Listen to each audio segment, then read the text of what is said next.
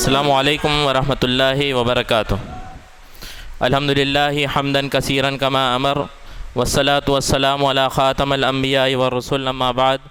قال اللہ تعالی فی القرآن المجید اعوذ باللہ من الشیطان الرجیم بسم اللہ الرحمن الرحیم۔ لقد من اللہ علی المؤمنین اذ بعث فیہم رسولا من انفسہم یتلو علیہم آیاتہ ویزکیہم ویعلمہم الکتاب والحکمہ وَإِن كَانُوا مِن قَبْلُ لَفِي ضَلَالٍ مُبِينٍ۔ صدق اللہ العظیم۔ رب اشرح لی صدری ویسر لی امری واحلل عقدۃ من لسانی یفقہوا قولی۔ یہ اللہ تعالیٰ کا بہت بڑا احسان ہے، بے پایہ احسان ہے کہ اللہ تعالیٰ فرماتا ہے اذ بعث فیہم رسولا، کہ اس نے تمہارے پاس ایک رسول کی بعثت فرمائی، اور یہ ایک ایسا احسان ہے جس کو کبھی بھی کمپنسیٹ نہیں کیا جا سکتا، ایسا احسان ہے جو کبھی بھی ختم نہیں ہونے والا، ایسا ان لمیٹڈ، اور اللہ تعالیٰ نے ایسا انفائنائٹ احسان کیا ہے۔ لقد من اللہ علی المؤمنین، مومنین پر اللہ تعالیٰ کا یہ انفائنائٹ احسان ہے، نعمت ہے۔ اذ بعث فیہم رسولا، کہ اللہ تعالیٰ نے تمہارے درمیان ایک رسول کی بعثت فرمائی، من انفسہم، تمہیں میں سے اللہ تعالیٰ نے ایک رسول کو اٹھایا، اور اس کے کام کیا تھے اللہ تعالیٰ اس کا ذکر کرتا ہے، فرماتا ہے یتلو علیہم آیاتہ، وہ اللہ کی آیتیں پڑھ کر تم کو سناتا ہے، ویزکیہم، اور اس کے ذریعے سے تمہارا تزکیہ کرتا ہے، تم کو پیوریفائی کرتا ہے، جو گندگی کے اندر پڑے ہوئے تھے، جو نیچے گرے ہوئے تھے، ان کو اٹھاتا ہے، ان کو پاک کرتا ہے اور بلندیوں تک ان کو پہنچاتا ہے۔ وَيُعَلِّمُهُمُ الْكِتَابَ وَالْحِكْمَةَ، اور کتاب اور حکمت کی تعلیم دیتا ہے، زندگی گزارنے کا صحیح طریقہ ان کو سکھاتا ہے۔ اس کے بعد میں اللہ تعالیٰ فرماتا ہے وَإِن كَانُوا مِن قَبْلُ لَفِي ضَلَالٍ مُبِينٍ، اس سے پہلے تمہاری حالت یہ تھی کہ تم صریح ضلالت کے اندر، کھلی ہوئی گمراہی کے اندر مبتلا تھے، تم صحیح راستے کو چھوڑ کر غلط راستوں کے اندر پڑے ہوئے تھے، دنیا کے اندر جو ظلمت تھی اس ظلمت کے اندر تم بھٹک رہے تھے، اس اندھیرے کے اندر تم بھٹک رہے تھے۔ وَإِن كَانُوا مِن قَبْلُ لَفِي ضَلَالٍ مُبِينٍ، کہ نبی صلی اللہ علیہ وسلم آنے سے پہلے تمہاری یہ حالت تھی کہ تمہارا کوئی زندگی گزارنے کا صحیح راستہ نہیں تھا، تم کھلی ہوئی گمراہی میں تھے۔ اس منظر کو، اس سوسائٹی کے بیک گراؤنڈ کو اگر ہم پڑھیں تو معلوم ہوگا کہ وہ سوسائٹی ایسی تھی جہاں پر اگر بچی پیدا ہوتی تو اس کو زندہ دفن کر دیا جاتا۔ وہ ایسی سوسائٹی تھی جہاں پر ہر قبیلے والا، ہر ٹرائب والا ایک دوسرے کے اوپر اپنی بڑائی کو بتانے کے لیے کچھ بھی کوشش کر دیتا، دوسروں کو دبانے کی کوشش کرتا۔ قبائلی وہ جو پرائیڈ تھا، جو ایگو تھا، وہ ایگو کے اندر دوسروں کو نیچا بتانے کی کوشش کے اندر لگے رہتے۔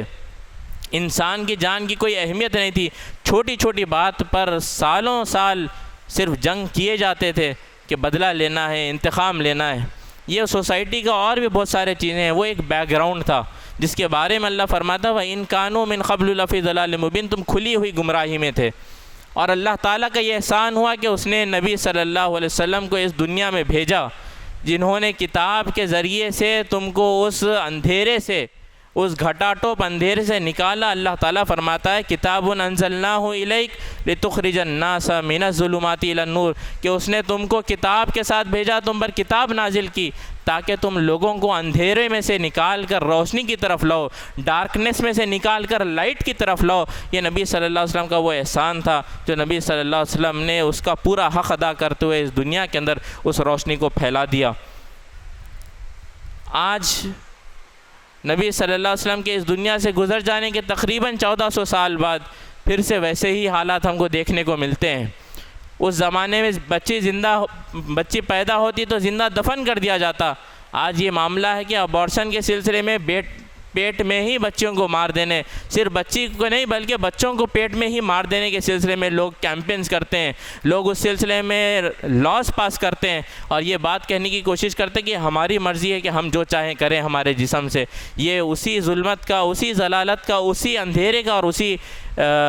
گمراہی کا آج ہم دیکھتے ہیں کہ سیم ویسا ہی آج ہماری سوسائٹی بن رہی ہے۔ جب قبائلی تعصب تھا، ایک دوسرے سے اپنے ٹرائب کو آگے بڑھانے کی فکر میں لگے ہوئے تھے، آج بھی وہی منظر ہم کو ہمارے معاشرے میں نظر آتا ہے کہ ہر کاسٹ والا دوسری کاسٹ کو نیچا دکھانے اور اپنی کاسٹ کو بہت زیادہ پرائیڈ کے ساتھ اور بہت زیادہ ایگو کے ساتھ بڑا سمجھنے اور بڑا بنانے کی کوشش کرتا ہے۔ انسان کی جان کی کوئی اہمیت نہیں ہے۔ اس سلسلے میں ہندوستان کا پورا منظر آپ کے سامنے ہے کہ چھوٹی بات پہ بس ایک سسپیشن پہ، گمان کے اوپر بس لنچنگ کر دی جاتی ہے، اور کوئی بھی اس کو روکنے کے لیے آگے نہیں آتا ہے، بلکہ سب اس کو بس فوٹوگرافی کرتے ہیں، اس کی ویڈیوگرافی کرتے ہیں۔ ویسے ہی حالات ہم دیکھتے ہیں کہ آج دنیا کے اندر پھر سے آ گئے ہیں۔ اللہ فرماتا ہے کہ نبی صلی اللہ علیہ وسلم آئے تھے اور ان حالات کو تبدیل کر دیے تھے، مگر آج آپ سوچئے کہ نبی صلی اللہ علیہ وسلم سے محبت کے دعوے کرنے والے، نبی صلی اللہ علیہ وسلم کے امتی آج لاکھوں کی تعداد کے اندر اس ملک میں، اس دنیا کے اندر پائے جاتے ہیں، مگر اس حالات کو آج تک ہم تبدیل نہیں کر پائے ہیں۔ ہم کو کوشش کرنا چاہیے کہ ہم اس حالات کو تبدیل کریں۔ نبی صلی اللہ علیہ وسلم کے کیا کام تھے؟ اللہ تعالیٰ نے قرآن مجید میں اور ایک جگہ فرمایا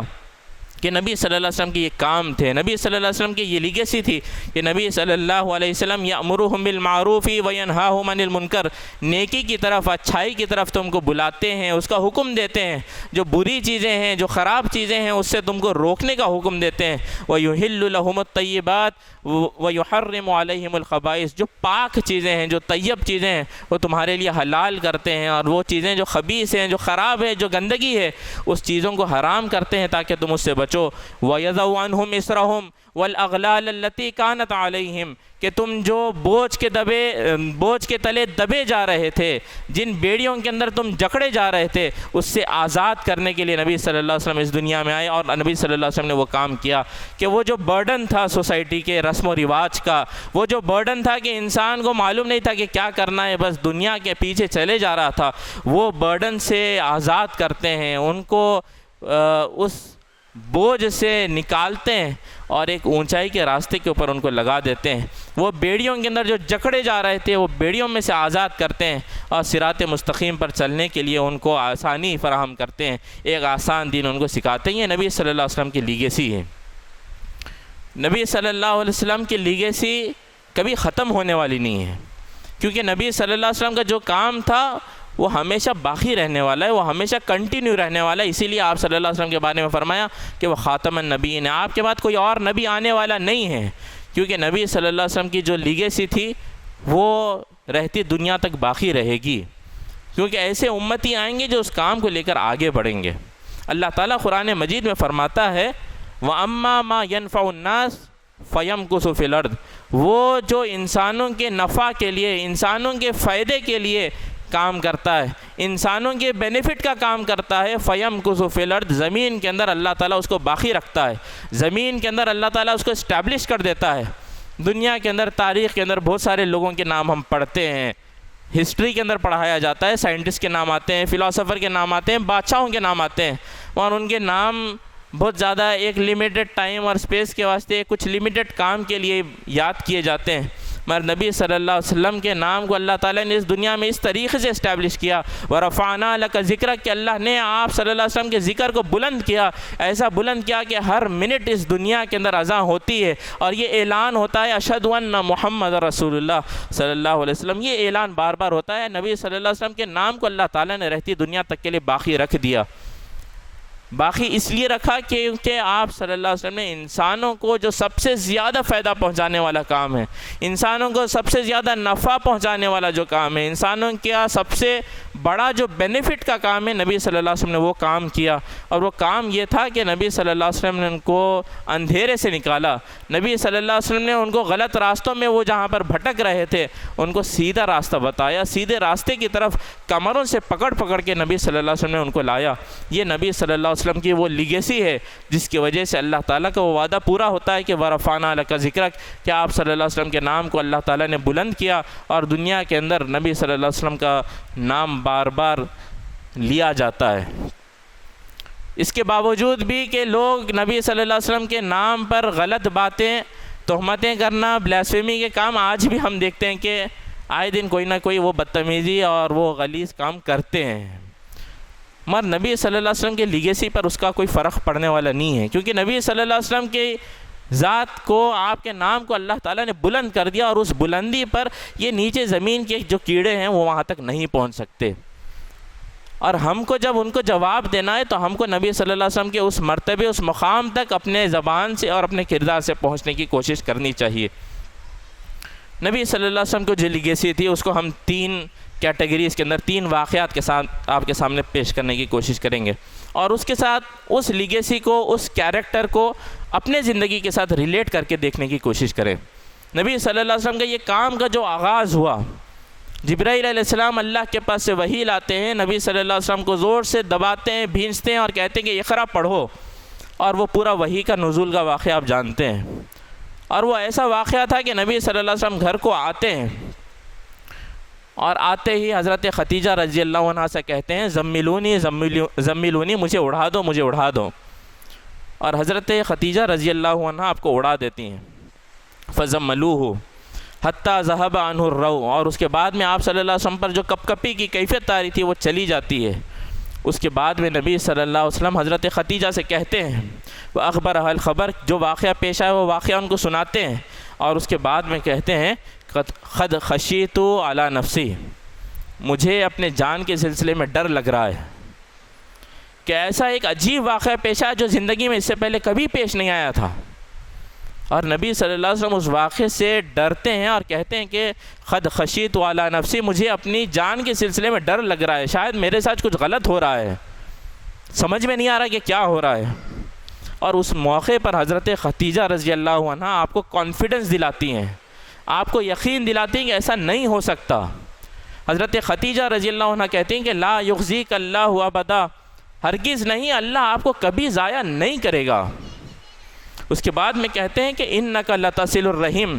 آپ رشتوں کو جوڑتے ہیں، آپ صلہ رحمی کا کام کرتے ہیں، وتصدق الحدیث، آپ سچی بات کرتے ہیں، وتحمل الکل، جو مجبور لوگ ہیں ان کے بوجھ کو آپ اٹھاتے ہیں، وتقری الضیف، اور جو مہمان آتے ہیں ان کی اچھی انداز میں مہمان نوازی کرتے ہیں، وتعین علی نوائب الحق، اور وہ جو حق کے راستے پر ہوتا ہے اس کی مدد کرتے ہیں۔ لا یخزیک اللہ ابدا، اللہ آپ کو کبھی ضائع نہیں کرے گا۔ یہ آپ صلی اللہ علیہ وسلم کا کیریکٹر تھا کہ آپ کے گھر میں آپ کی بیوی گواہی دے رہی کہ آپ کی یہ کیریکٹرسٹکس ہیں، آپ کی یہ پرسنالٹی ہے، ایسی پرسنالٹی کو اللہ کبھی ضائع نہیں کرے گا۔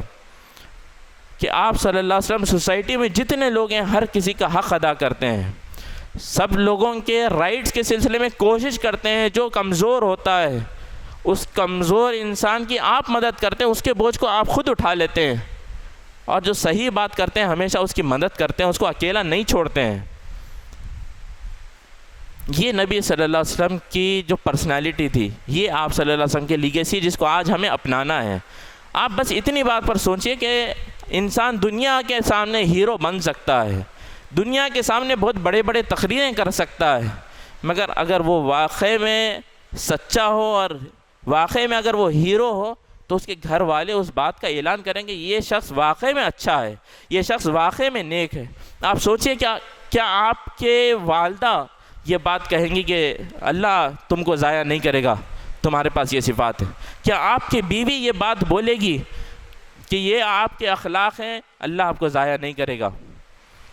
آپ سوچئے کہ کیا ہمارے گھر کے اندر ہم اس انداز میں اس بیہیویئر کے ساتھ رہتے ہیں کہ ہمارے گھر والوں کو بھی یقین ہو کہ یہ جو اخلاق ہیں، یہ نبی صلی اللہ علیہ وسلم کے جو اخلاق ہیں، یہ شخص کبھی خراب نہیں ہو سکتا؟ کیا ہم کو ہماری عورتوں کے سلسلے میں وہ اعتماد ہے کہ یہ وہ پاکی اور وہ حیا اور یہ بلند اخلاق کے ساتھ میں زندگی بسر کرتے ہیں؟ کیا ہم کو اعتماد ہے کہ سارے حقوق ادا کرتے ہیں؟ ہم کو سوچنا چاہیے کہ اگر ہمارے گھر والے ہی ہمارے سلسلے میں سیٹسفائیڈ نہیں ہیں، دنیا میں پھر کے اگر ہم کام بھی کر لیں تو وہ چراغ تلے اندھیرا ہوگا کہ دنیا کو تو بہت کچھ روشنی کی باتیں کر رہے ہیں مگر گھر کے اندر اندھیرا ہے۔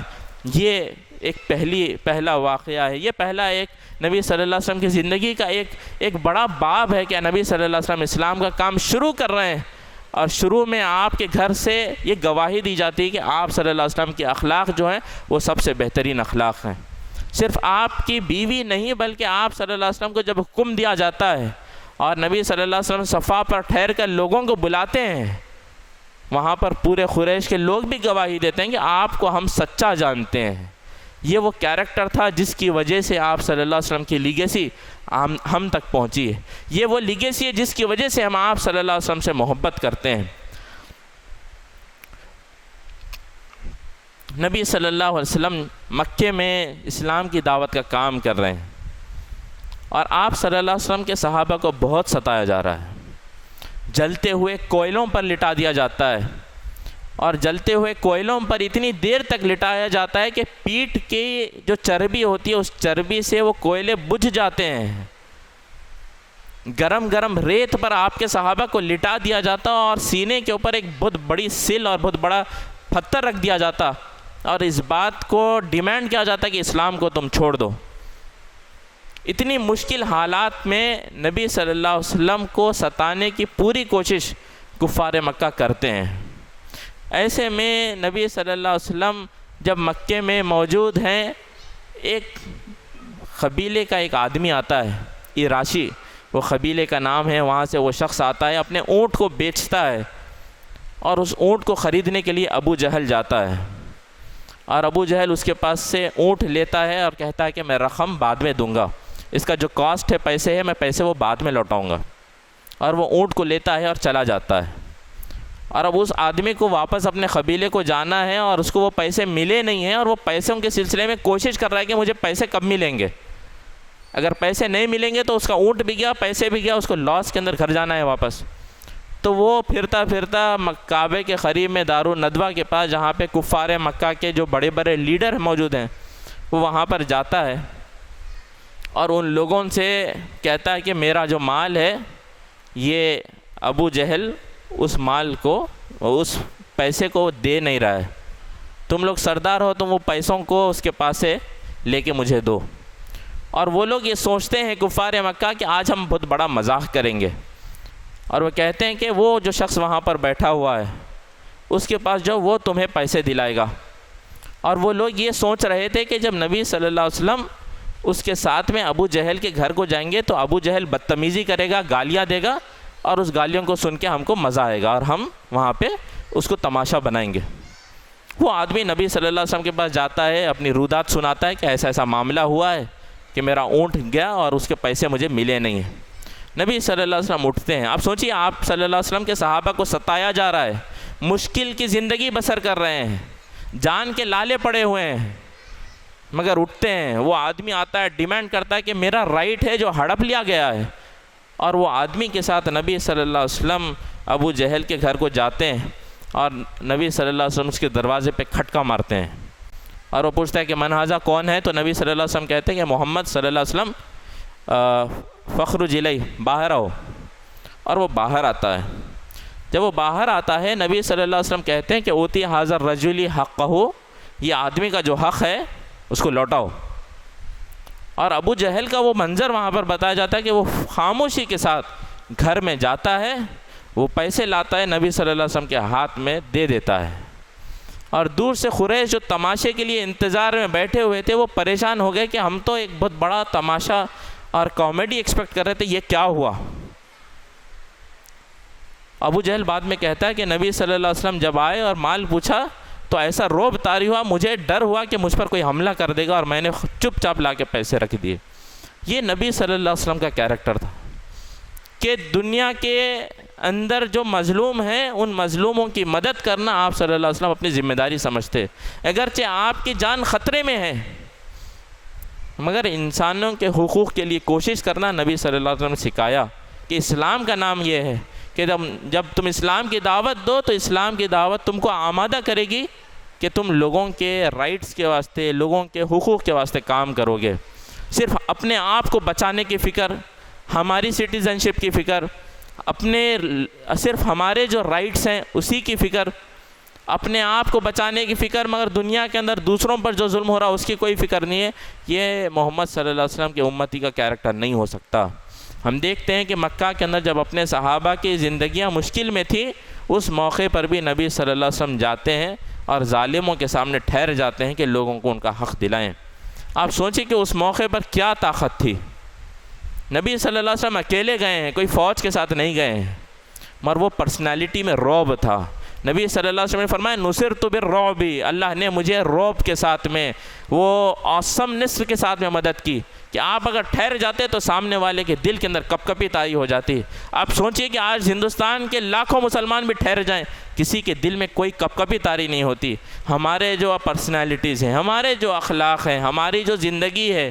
اسلام سے اتنی دور ہے کہ سامنے والے کے دل کے اندر کچھ بھی کپ کپی طاری نہیں ہوتی۔ نبی صلی اللہ علیہ وسلم کے زندگی سے یہ ایک دوسرا واقعہ تھا جس کو آج ہم اپنے آپ سے کمپیئر کر کے دیکھیں کہ ہم انسانوں کے حقوق کے لیے کیا کرتے ہیں، انسانوں کے لیے کتنی آواز اٹھاتے ہیں، انسانوں کو بچانے کے لیے ہم کیا کام کرتے ہیں۔ ابن ہشام سیرت النبی صلی اللہ علیہ وسلم کی ایک مشہور کتاب ہے، اس کے اندر ایک واقعہ کا ذکر کیا گیا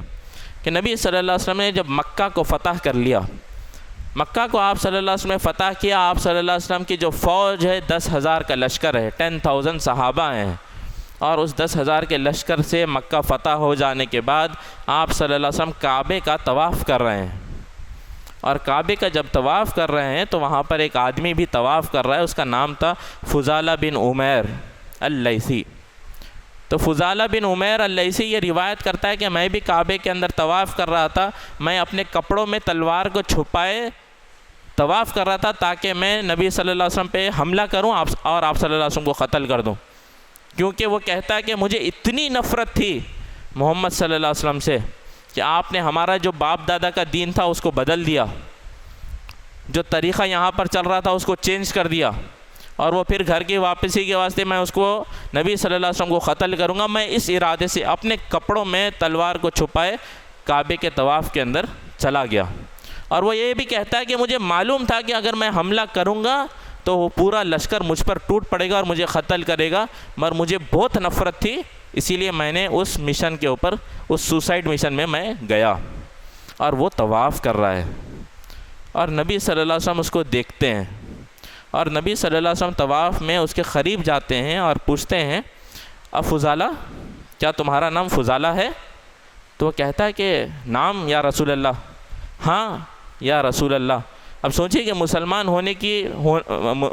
اپنے آپ کو بتانے کی کوشش کر رہا ہے اور کہہ رہا ہے کہ یا رسول اللہ میں فضالہ ہوں. نبی صلی اللہ علیہ وسلم اس کی کیفیت کو دیکھ کے پوچھتے ہیں ماذا کنت تحدث به نفسک, اپنے آپ سے کیا بات کر رہے؟ اس کو معلوم ہے کہ اس کا قتل ہونے والا ہے ابھی, کیونکہ وہ ایک بہت خطرناک مشن کے اوپر آیا ہے, اور وہ پریشانی میں ایسا محسوس ہو رہا تھا کہ وہ کچھ بڑبڑا رہا ہے, اس کے ہونٹ ہل رہے ہیں اور پریشانی ہے. تو نبی صلی اللہ علیہ وسلم اس سے پوچھتے ہیں کہ تم اپنے آپ سے کیا بات کر رہے؟ تو وہ کہتا ہے کہ لا شیء, کچھ بھی نہیں, کنت اذکر اللہ, اللہ کو یاد کر رہا ہوں. نبی صلی اللہ علیہ وسلم اگلے چکر میں پھر آتے ہیں,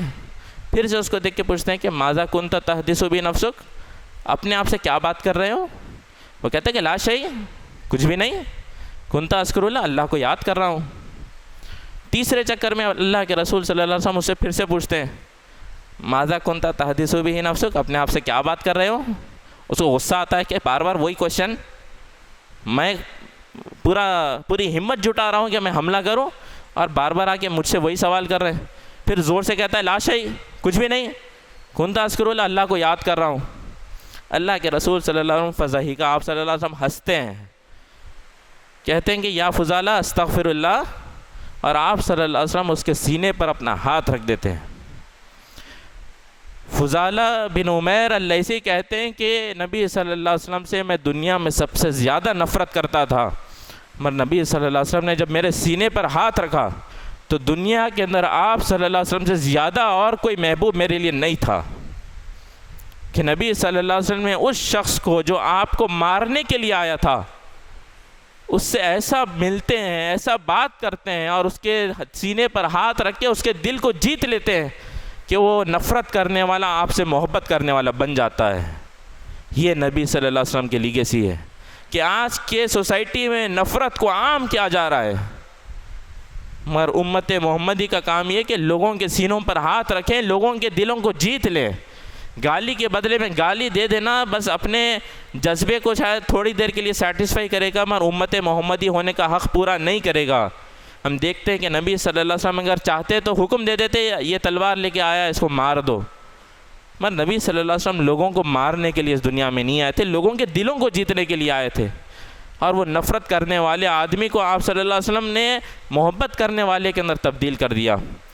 آج سوسائٹی کے اندر بھی بہت سارے لوگ ہیں جن کے سامنے پروپیگنڈا کیا جاتا ہے, جن کو نفرت کرنے پر آمادہ کیا جا رہا ہے, اور ہم وہ پورے ماحول کو دیکھ رہے ہیں. ہم میڈیا کو دیکھ رہے ہیں, ہم خبروں کو دیکھ رہے ہیں, ہم کورٹ میں کیا ہو رہا ہے دیکھ رہے ہیں, مساجد کے ساتھ کیا ہو رہا ہے, ہم سب کچھ دیکھ رہے ہیں. سمجھ میں آ رہا ہے کہ لوگوں کے دلوں کے اندر نفرت ہے. کیا ہمارے پاس اتنی قوت ہے کہ ہم ہمارے پڑوسی کے پاس جا کے بولیں کیا معاملہ ہے, تمہارا رنگ بدلا ہوا ہے؟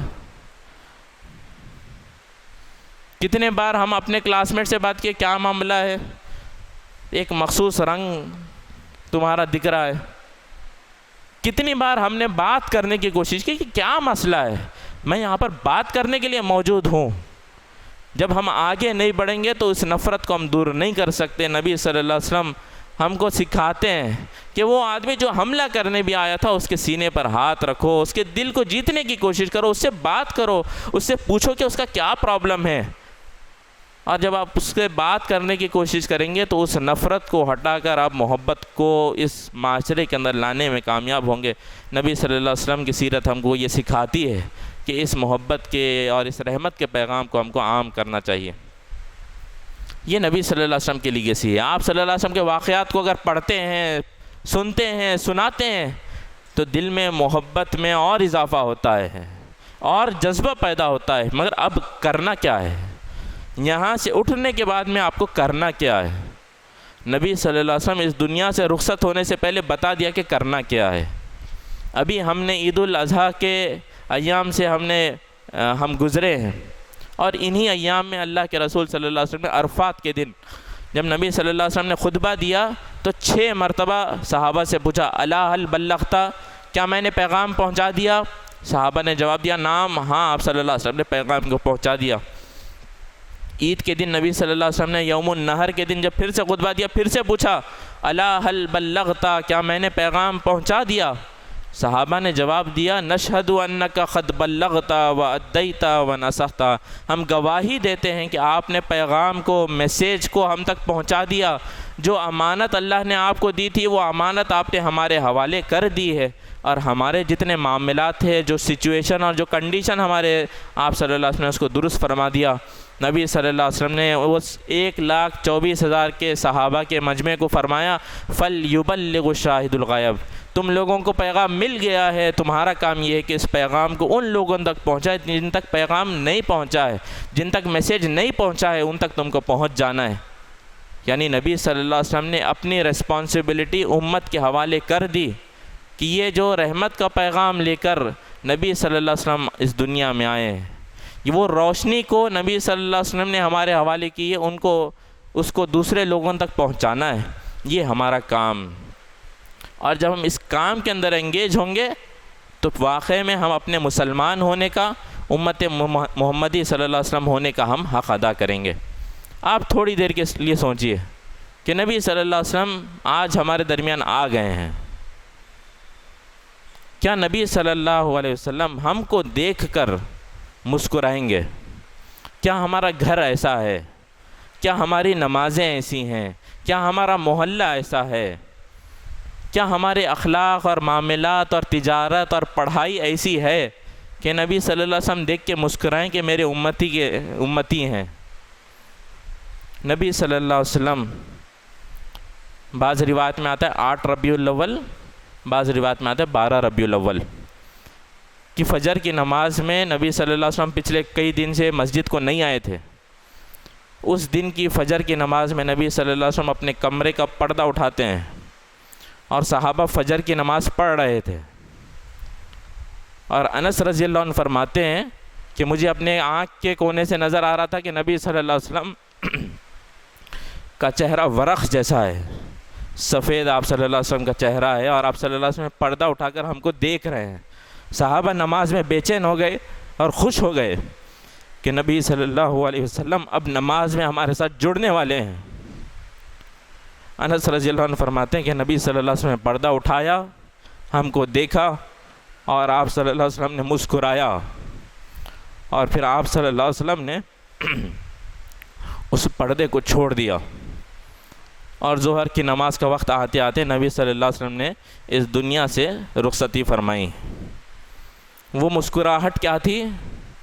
کہ میرے امت کے لوگ ہیں جو فجر کی نماز میں موجود ہیں،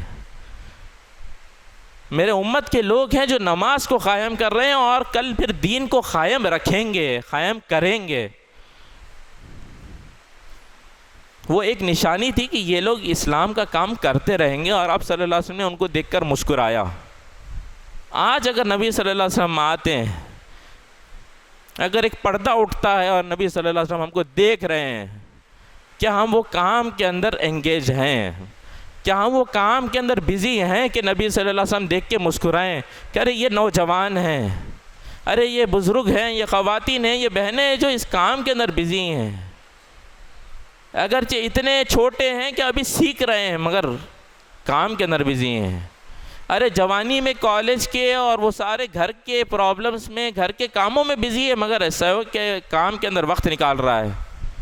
ضعیف ہو گئے ہیں, جسم میں طاقت باقی نہیں ہے مگر آخری اس پورے ٹائم کو بھی اللہ کے دین کے اندر لگانے کی یہ اپنے آپ کو جھونک دیے ہیں. یہ منظر ہوگا جو نبی صلی اللہ علیہ وسلم کو مسکرانے پر آمادہ کرے گا. کیا ہم نبی صلی اللہ علیہ وسلم سے جب ملیں گے تو کیا اس مسکراہٹ کو ہم دیکھیں گے؟ ہمارا کیا آج حال ہے, ہم کیا کام کر رہے ہیں, اس سلسلے میں ہم کو سوچنا چاہیے. نبی صلی اللہ علیہ وسلم کی یہ لیگیسی ہے, آپ صلی اللہ علیہ وسلم کا یہ کام تھا, یہ پرسنالٹی تھی کہ آپ صلی اللہ علیہ وسلم نے ہم کو اس راستے پر آنے کے لیے دعوت دی ہے, وہ کام کرنے پر ہم کو ابھارا ہے, سکھایا ہے کہ یہ کام کرنا ہے. اللہ سے دعا ہے کہ اللہ تعالی ہم سب کو اس کام کے اندر اپنی آخری سانس تک لگے رہنے کی توفیق عطا فرمائے. سبحان ربک رب العزت عما یصفون وسلام علی المرسلین والحمد للہ رب العالمین.